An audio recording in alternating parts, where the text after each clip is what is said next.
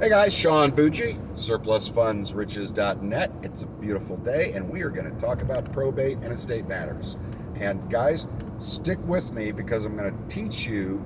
First thing I'm going to do is a quick intro. Why people don't open estate or probate files when they should. Okay? Second thing, which types of probate or estate type of surplus funds deals do we go after? And then the last thing, so stick with me here, is how to avoid going into estate or probate issues, how to avoid having to open a probate or estate file. So hear me out on this. This is going to get more and more important because, and I've brought this up in another video, guys, 78.6, I think, or something like that, almost 80% of people that are 65 years or older own a home. Compare that to millennials, who are a larger group than the baby boomers. It's a large group of people, but compare that to the millennials at about 37%. Okay? So what's the chance you're going to be dealing with a foreclosure where the person is 65 years or older? About 2/3 of the time, it's going to be one of those people. Because in between, by the way, the percentages they kind of go up and down wildly. But that is your those are your big percentages to consider. Having said that, the reason, and bear with me, I got to give you this context. The reason that estate and probate files are not open 90% of the time, this is my experience talking. I know that a lot of you guys think people are naturally good. They are not. 90% of the time, it's because one family member had the checkbook and was in charge of finances for mom and dad. Everybody else was living in another state, or basically turned their back and said, you deal with it, and didn't even give them money to help. They just went, screw it, it's your problem, you figure it out. And that individual said, okay, and they took it. There's always one person in the family, right, that keeps all the stuff together, keeps everybody together, keeps things moving. It's the one you can always count on, and they always get dumped on, right? So that person has control of the checkbook. I don't care how good of a person you are. Third or fourth or fifth time you go out to mom and dad's house and you fix a toilet, or you take somebody to an appointment, or you do something like that, okay? Third or fourth time you do that, somebody's gonna get tempted and go, hey, you know what, I spent $10 in gas. I had to get lunch coming here. I had to get my kids watched by my friend. I'm gonna go ahead and take that and be defrayed for that. They may even have told mom and dad that, hey, here's what happened. I can't keep doing this part. I have no problem giving you the time, but I gotta be reimbursed for what I'm spending, if they have money. But the temptation gets bigger and bigger. Well, I'm going up there. The rationalization sets in. I'm going up there. I'm over there two nights a week. Technically, I'm putting all this miles on my car. All of a sudden, it becomes not just gas and an occasional lunch, but a car payment. I'm just telling you how things happen, guys, right? I'm not even judging these guys. I wouldn't do it. I have elderly parents, and one of my parents has Parkinson's, and I have to go up every once in a while, but not that often. But I wouldn't do it. But, if somebody's doing okay, hanging on by their fingernails, and 10% of their income is going to take care of their parents, there's a temptation there, right? So that's why it's usually not open, because if you open an estate or probate file, you got to open your books. I'm not saying it's right that these guys did that, but you got to open your books, and they don't want to do that. So they just let it go. They go, nobody's going to open an estate file. We're going to let it go. Seriously, that's it. I've got power of attorney for the finances anyway. I'm going to take the rest of the money out. I'm going to sell the house, or I'm going to just stay in the house and continue to make payments on it myself and rent it out. A lot of crazy, funky crap goes on.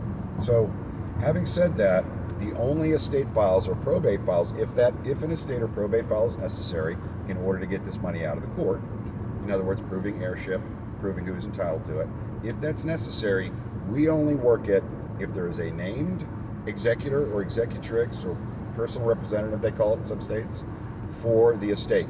Somebody that was approved by the court, and we've got paperwork to show that. We can work with that individual, they can get it out. It's up to them to split it out however they want. They're the executor, they're approved by the court, they have the power to do that. Boom, we can work with them, no issues, as long as we got paperwork to show they had that responsibility and that authority, okay? So we'll work with them. If there was a will, and it's a will that was notarized that we can record, and there's only so many heirs, we'll also work that file. Now you know what we don't go after. Now you know why estate and probate can get tricky. It's mostly because they're never opened. It is cost prohibitive to open an estate or probate file if you have to prove heirs and all that. It's just cost prohibitive. It can cost $3,000 to $5,000 easy in most states. Okay, to open and close a probate file if that's necessary to claim the funds. Now, here's your dragon slayer. Here's where you don't have to open a probate or estate file. We always tell you to read the deed. We always tell you we have to have the deed if you're going to partner with us. There's a reason for that. We don't ask for that to make work for you. We ask for that because we freaking need it. And the reason we need it is the deed is going to spell out, when we hit these issues, it's going to spell out who's entitled. Seriously.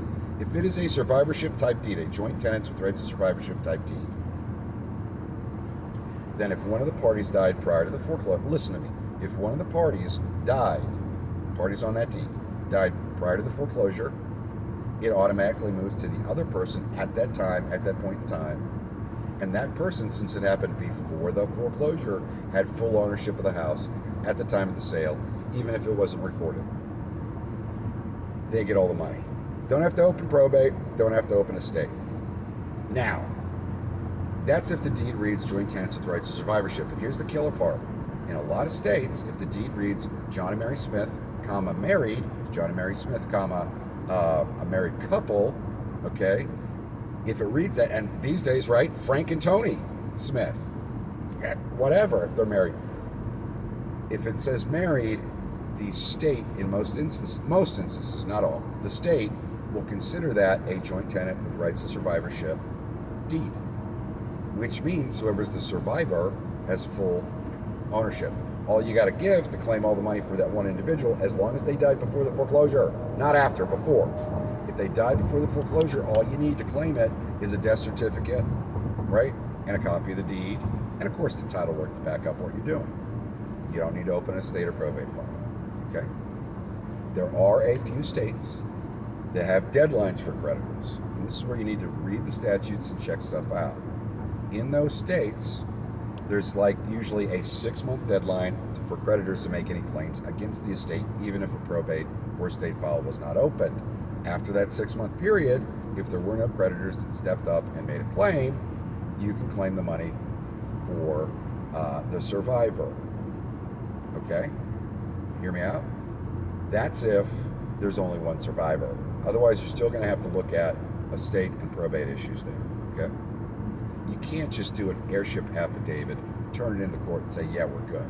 It does not work that way, guys. The court considers not only ownership, but also there could have been creditors against the state that need to be paid out prior to, and these could be creditors that don't have a recorded interest against the person or property.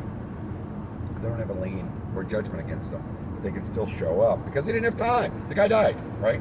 So you got to be careful with that. This should explain to you guys why we handle it the way we do, and why I have this conversation once a week.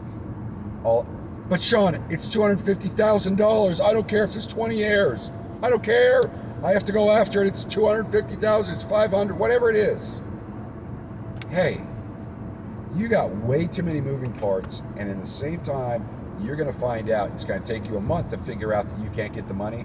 During that month's period, you could have put $20,000 deals together, right? Knock it off.